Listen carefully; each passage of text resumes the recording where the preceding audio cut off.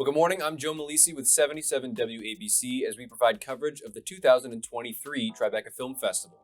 And today we're going to talk about the film Playland. And today I'm lucky enough to have Emily Ruhl, who's an executive producer on the project, doing this. So thank you for coming on. Thanks for having me. This was a really interesting film. Everything from the way it was shot to the way that it used archival footage and kind of had different time periods in it. I mean, what was the pitch to get you onto this project? How did you react to hearing the story of how this was going to go?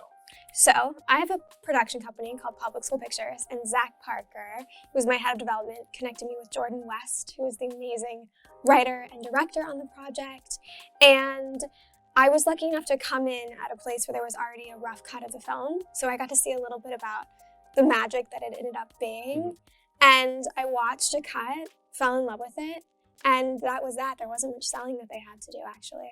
And we'd spoken earlier, it almost has kind of like a Twin Peaks-y, a lot of physical acting, right? There's not a lot of dialogue that's spoken by the characters. So it's interesting how kind of from start to end, you see how this plays out. How has this been, because I know that you've been a writer, a director, a producer, how has this been different from other things that you've worked on in the past? Well, I think being able to just watch another artist, Jordan in particular, work really informs my own process. And to see someone construct a documentary in a really original way. Some of my favorite moments are when they use the archival audio. I think that that's really special. Also, because there aren't a lot of photographs of the interior of the Playland Cafe, where this film takes place and honors, the art department really got to take a lot of creative liberty. And that's really wonderful to see. The costumes are spectacular. The dance sequences are spectacular. So to watch someone rework a genre was a really wonderful experience. Do you think that after, because you said that you saw a rough cut and you kind of joined in during that, do you feel like as a writer, as a director, that working on this film has kind of changed your perspective of the different roles? So for example, Emily the writer, what would she think about the story beats of this and the pacing? How would Emily the director feel about the tone and kind of the characters and things like that?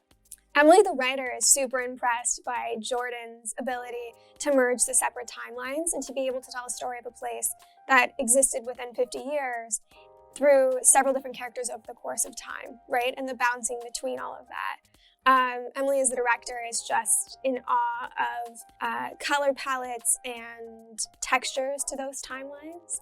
And I think Emily as the producer is so excited by Russell, the producer Russell Schaefer, the producer on the project. He has been just an absolute joy to work with and is now the bar of who I want to work with in the future. And do you think that working on Playland has opened the door to working on other projects similar to this in the future? 1,000%. We are in talks with them to do their next project together, and I'm very excited for the future. Great. And this film has a lot of different messages scattered throughout it.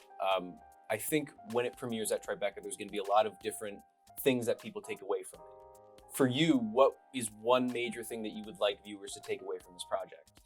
Well, so Playland is about the Playland Cafe, which was Boston's oldest gay bar, that now, unfortunately, is a parking lot and was demolished in '98. I think what I took away from it, and what I hope for everybody else, is that queer spaces are so important to the community and they need to be protected, and we are losing them. And so I hope that maybe it inspires someone to open up a safe space and preserve the ones that we already have.